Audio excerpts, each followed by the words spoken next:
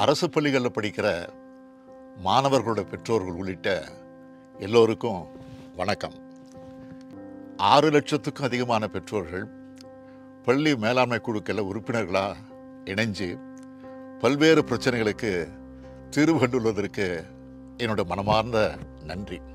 அரசு பள்ளிகளோட சிறப்பான செயல்பாட்டையும் மேம்பாட்டையும் உறுதிப்படுத்துகிற பொறுப்பில் பெற்றோர்களுக்கு முக்கிய பங்கு அளிச்சிருக்கு நம்ம திராவிட மாடல் அரசு.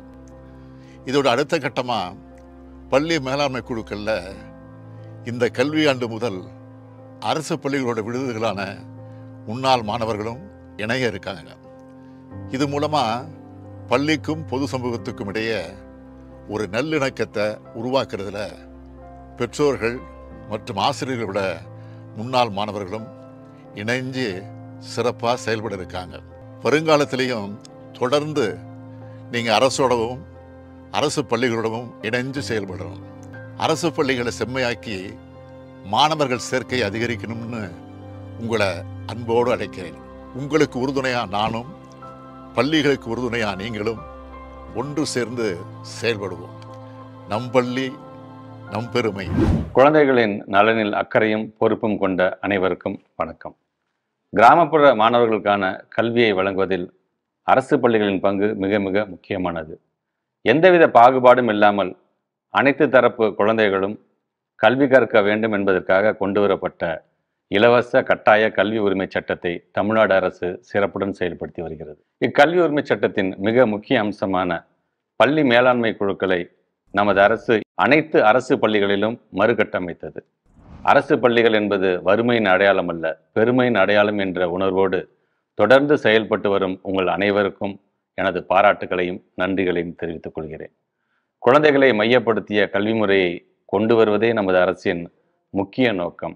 அதற்கு பக்கபலமாக நீங்கள் அனைவரும் பள்ளி மேலாண்மை குழுக்கள் மூலமாக தமிழ்நாடு அரசுடன் கைகோர்த்தது எனக்கு பெருமகிழ்ச்சி அளிக்கிறது. பள்ளி மேலாண்மை குழுவில் நிறைவேற்றப்படும் தீர்மானங்கள் உடனுக்குடன் நமது மாண்புமிகு தமிழ்நாடு முதலமைச்சர் அவர்களின் பார்வைக்கும் எனது கவனத்திற்கும் கொண்டு வரப்படுகின்றன.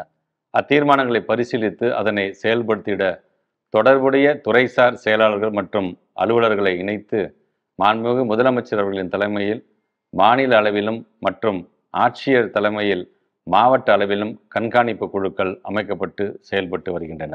குழந்தைகளின் கல்வி சார்ந்த தேவைகள் மற்றும் பிரச்சனைகள் குறித்து பெற்றோர்கள் கலந்துரையாடுவதற்கு ஏதுவாக மாவட்ட ஆட்சியர் தலைமையில் கல்வி வளர்ச்சி குறைதீர் நாள் மாதம் ஒரு முறை நடத்த திட்டமிட்டப்பட்டுள்ளது.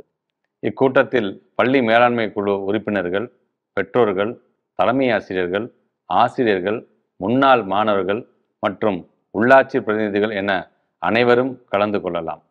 பள்ளி மேலாண்மை குழுக்களை வலுப்படுத்துவோம், பள்ளிகளை வளப்படுத்துவோம். நம் பள்ளி நம் பெருமை. நன்றி.